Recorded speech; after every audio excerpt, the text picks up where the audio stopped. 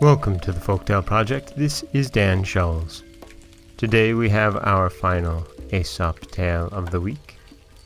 And it's a rather famous one, even among all of the famous Aesop's fables. This is The Town Mouse and the Country Mouse. Now you must know that a town mouse once upon a time went on a visit to his cousin in the country. He was rough and ready, this cousin, but he loved his town friend, and made him heartily welcome. Beans and bacon, cheese and bread were all he had to offer, but he offered them freely. The town mouse rather turned up his long nose at this country fare and said, "I cannot understand, cousin. How can you put up with such poor food as this? But of course you cannot expect anything better in the country. Come you with me, and I will show you how to live. When you have been in town a week, you will wonder how you could have ever stood a country life." No sooner said than done. The two mice set off for the town, and arrived at the town mouse's residence late at night. "You will want some refreshment after our long journey," said the polite town mouse, and took his friend into the grand dining room. There they found the remains of a fine feast, and soon the two mice were eating up jellies and cakes and all that was nice. Suddenly they heard growling and barking. "What is that?" said the country mouse. "It is only the dogs of the house," answered the other. "Only?" said the country mouse. "I do not like that music at my dinner."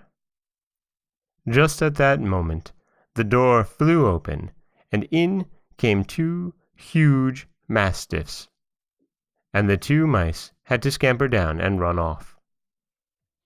"Goodbye, cousin," said the country mouse. "What, going so soon?" said the other. "Yes," he replied. "Better beans and bacon in peace than cakes and ale in fear." And that is Aesop's The Town Mouse and the Country Mouse. And it is one of the most famous of Aesop's tales. It tells a similar moral to the Jackdaw and the Peacocks, in that one should, in a way, be content with one's station in life. But really what I get from this is more the different strokes for different folks kind of moral, and reminding us that not everybody enjoys the same thing. This is Dan Scholes for the Folktale Project. Don't forget that you can subscribe to the podcast on Apple Podcasts, Stitcher, Google Play, Overcast, anywhere you like to get your podcasts. You can follow us on Twitter at Folktale Project. You can find us on Auto Radio, TuneIn Radio, iHeartRadio, Spotify, anywhere you like to listen. And you can always head over to folktaleproject.com, where you'll find a new story waiting for you every Monday, Wednesday, and Friday.